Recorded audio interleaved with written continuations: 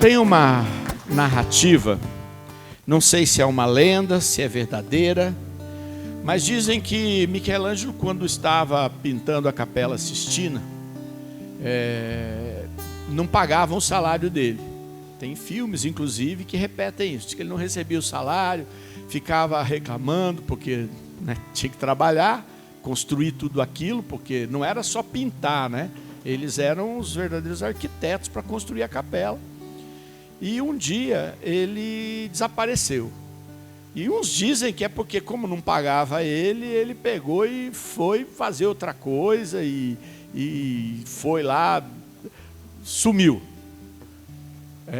Mas há uma história não comprovada de que ele, quando ele estava pintando, aquele momento onde ele coloca o dedo de Deus encostando no dedo humano, que representa Jesus, que é homem e é divino, e representa o dia da criação, o dia que Deus diz, faça-se, e tudo começou a fazer, de que ele viu aquele lugar tão cheio de anjos que ele se apavorou. E qualquer um de nós nos apavoraríamos se víssemos anjos mesmo, né? A gente fala que quer ver anjo, uma hora que você vê o anjo, eu não sei se ia ficar em paz, não. E diz que isso trouxe um terror tão grande que ele se escondeu, até que ele, num momento que ele estava lá, outros dizem que foi uma crise, uma paranoia, vai saber, mas ele parado, ele viu papéis sendo queimados. E aí ele fala, o que é aquilo?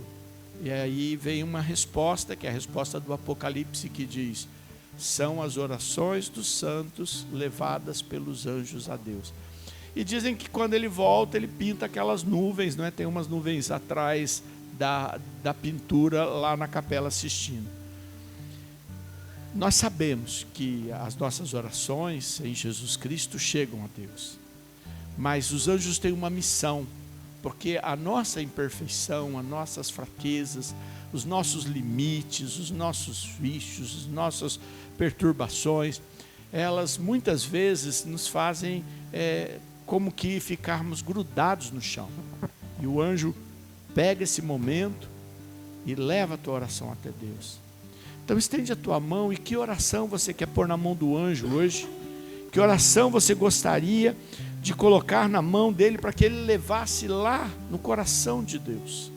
Qual é o teu pedido? Pode ser pedido de coisas terrenas? Claro que pode, porque Deus nos conhece, sabe que nós vivemos neste mundo e nós temos as nossas lutas, temos as nossas decepções, temos os nossos traumas.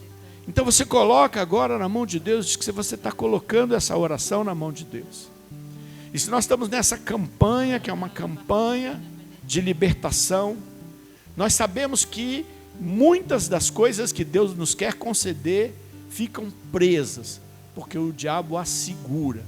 Ele segura as coisas, ele usa a inveja, ele usa a maldade humana, ele usa palavras mal pensadas e ditas, até mesmo de quem nos ama, mas que às vezes não tem controle da sua própria língua, e o diabo aproveita estas palavras para nos grudar no chão.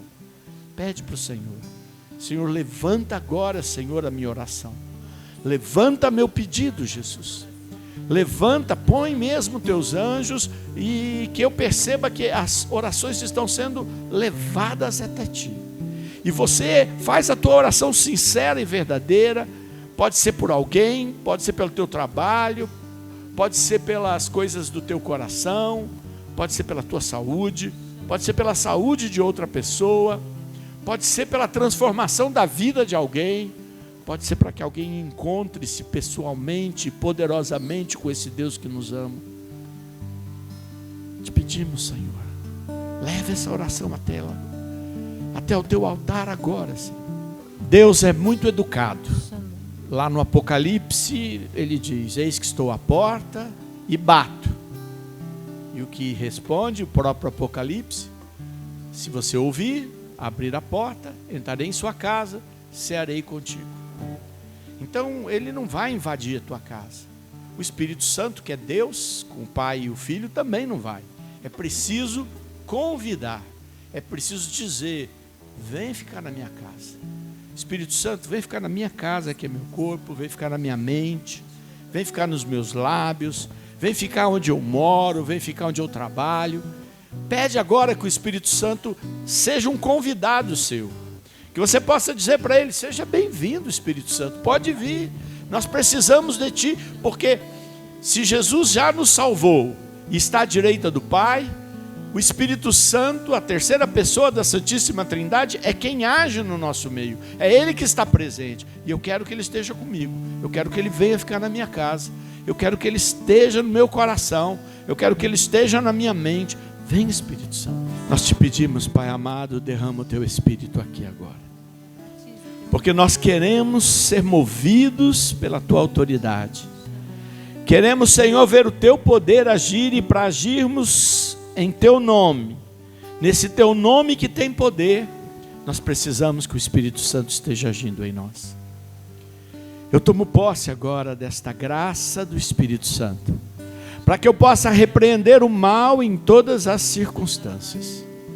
Quero clamar agora o Teu poder e a Tua misericórdia, Senhor, enviando o Teu Espírito sobre as nossas vidas para nos conceder autoridade sobre todo o mal, autoridade sobre todas as obras das trevas, para que em Teu nome e no poder do Teu sangue possamos estar libertos. Nesse momento, feche os teus olhos e você está pedindo a Deus que Ele faça uma obra de libertação na sua vida.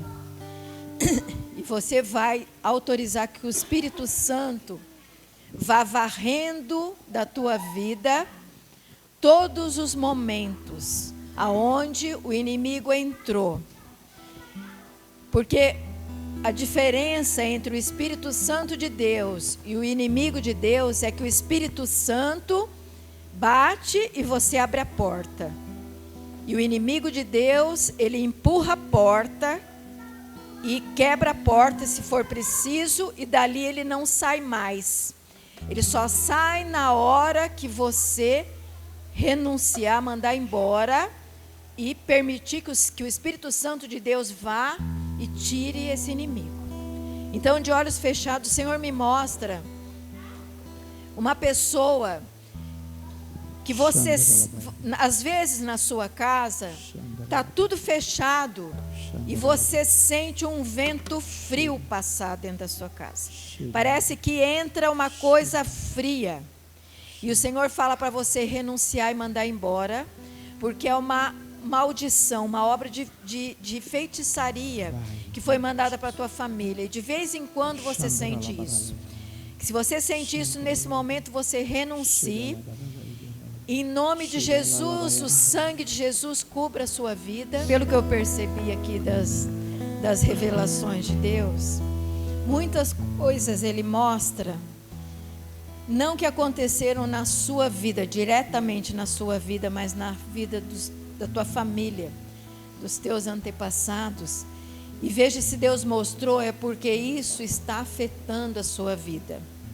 Não adianta eu gostaria que não afetasse, mas afeta, porque o diabo toma posse daquilo.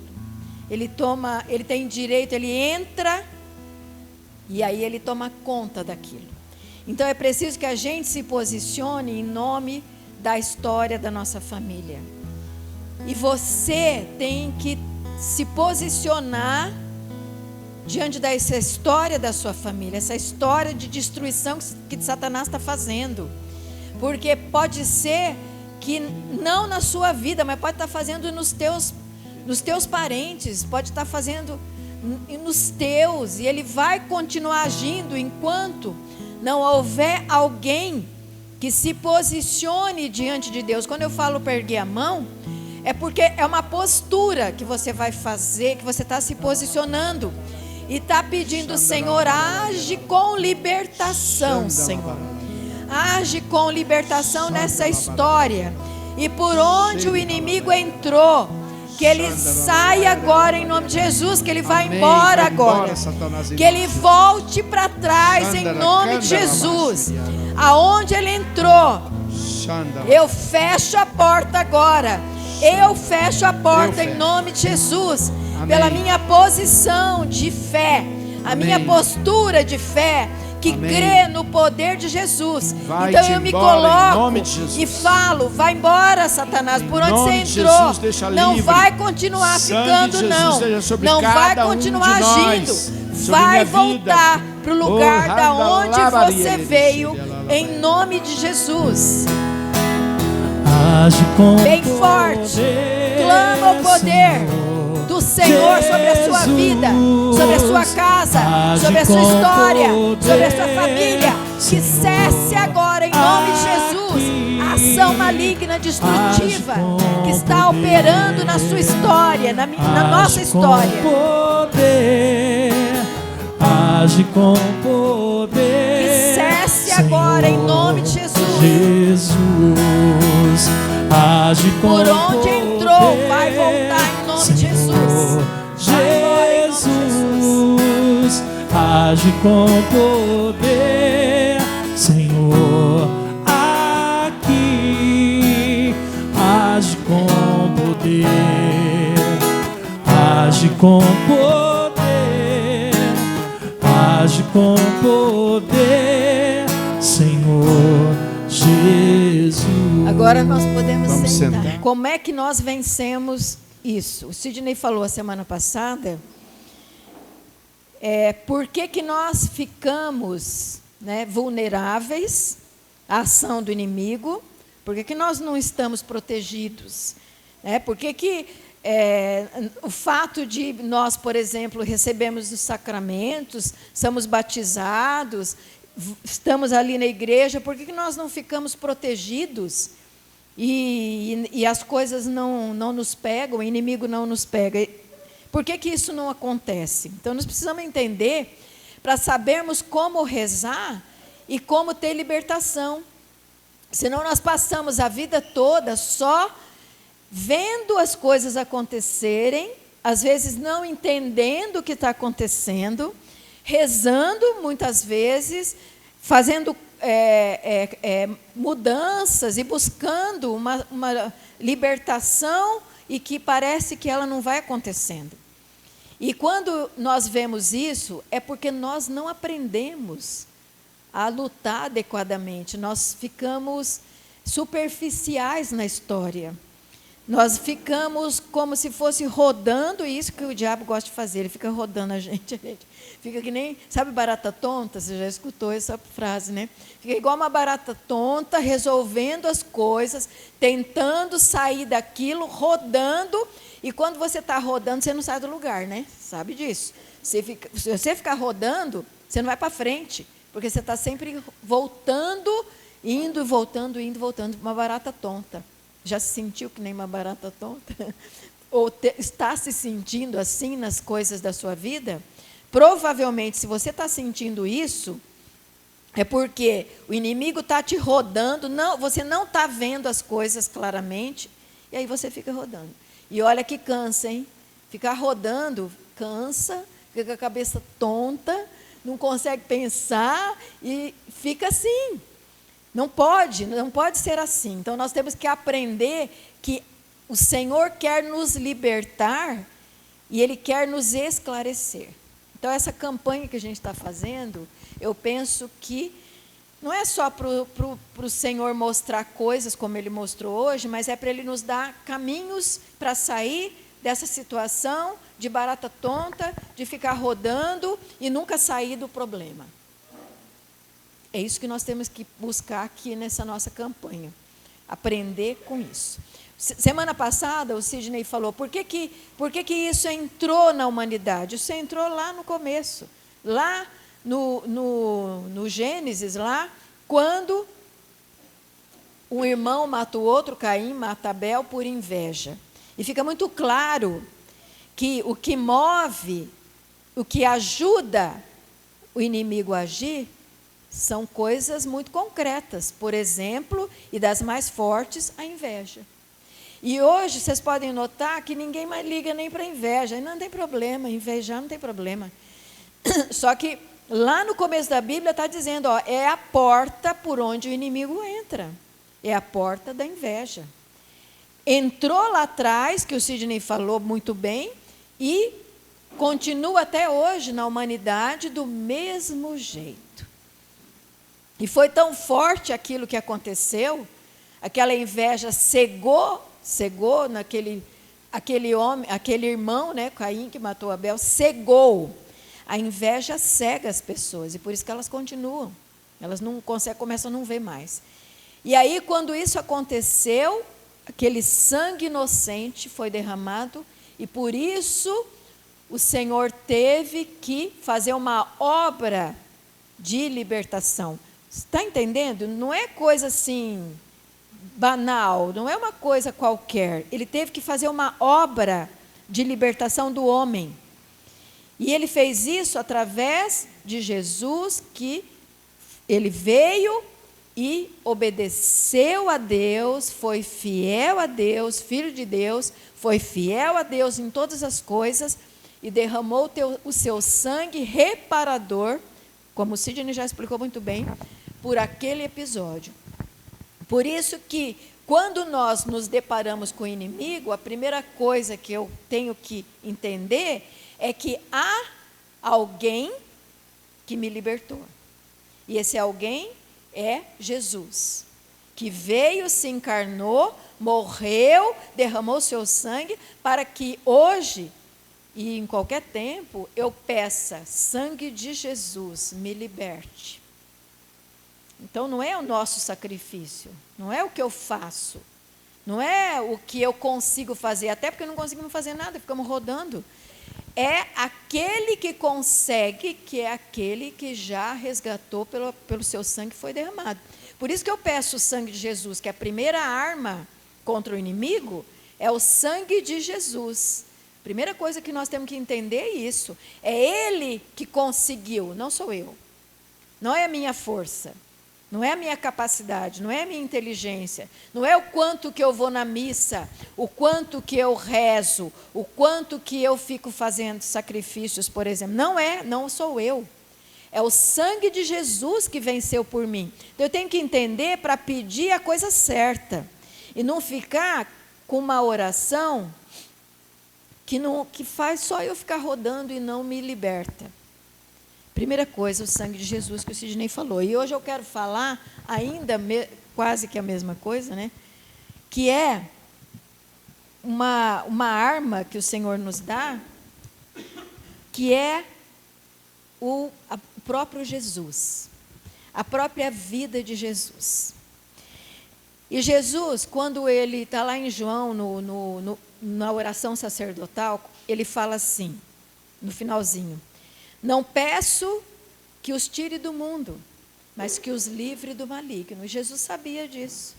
Então, não era uma coisa que ele vencia o inimigo, ele venceu o inimigo, ele sabia disso.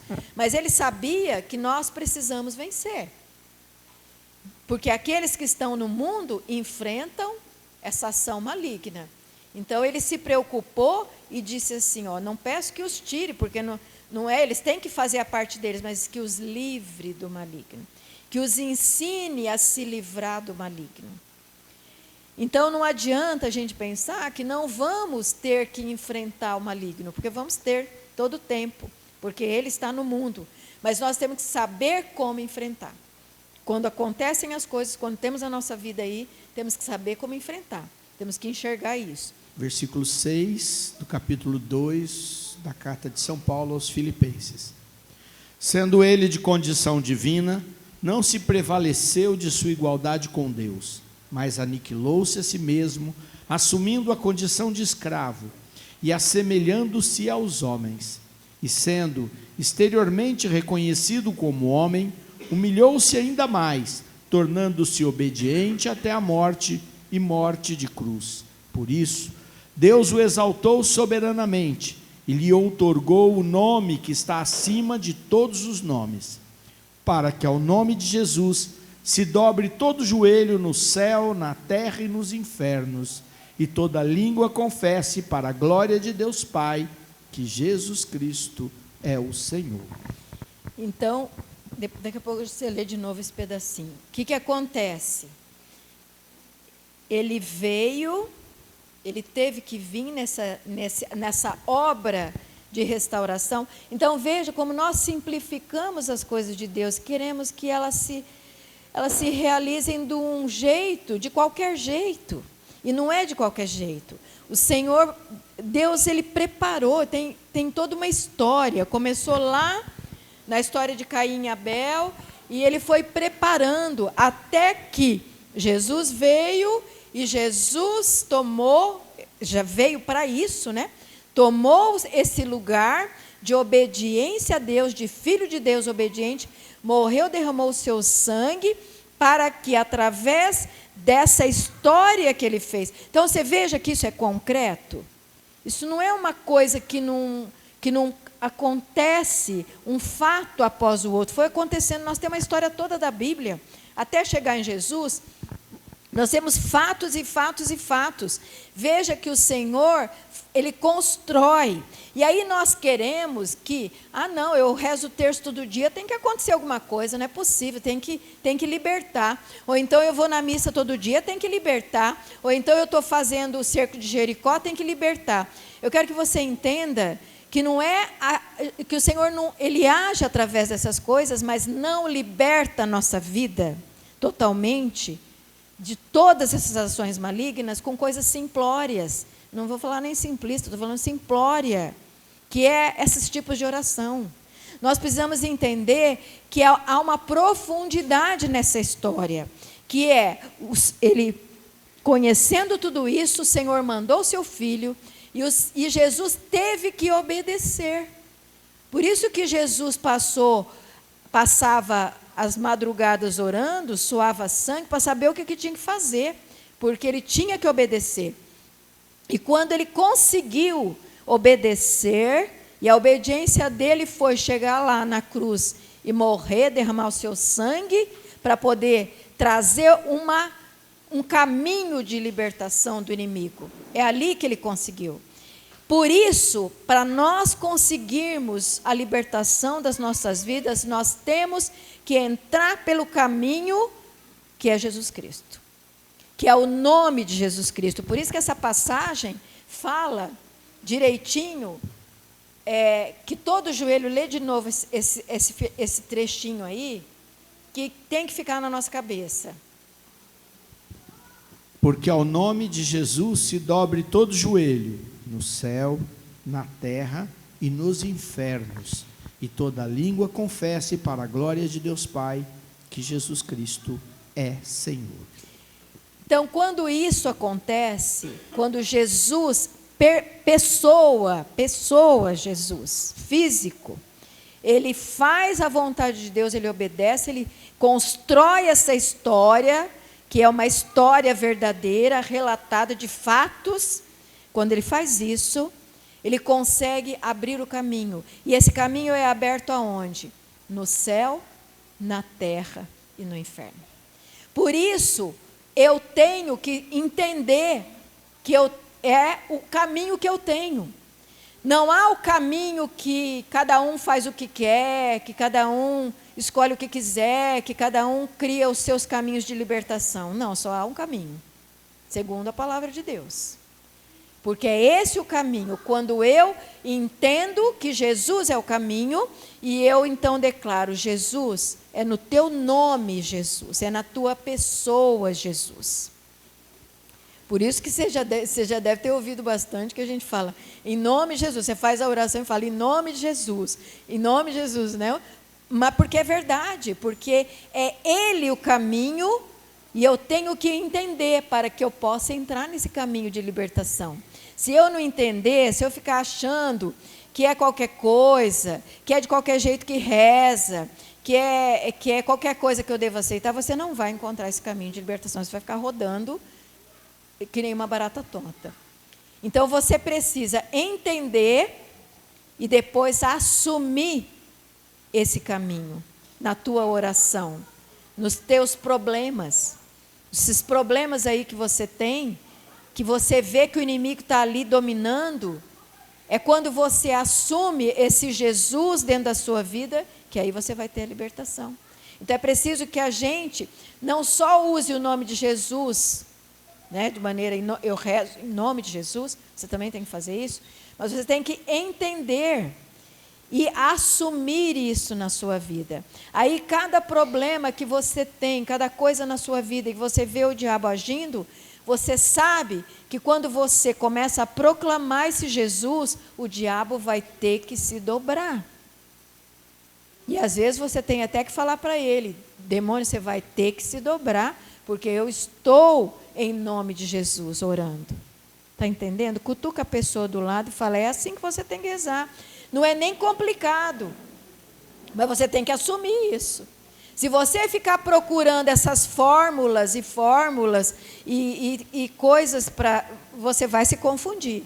Você precisa entender dentro do seu coração. Por isso que a palavra de Deus fala que você tem que crer no seu coração em Jesus Salvador. Está no seu coração.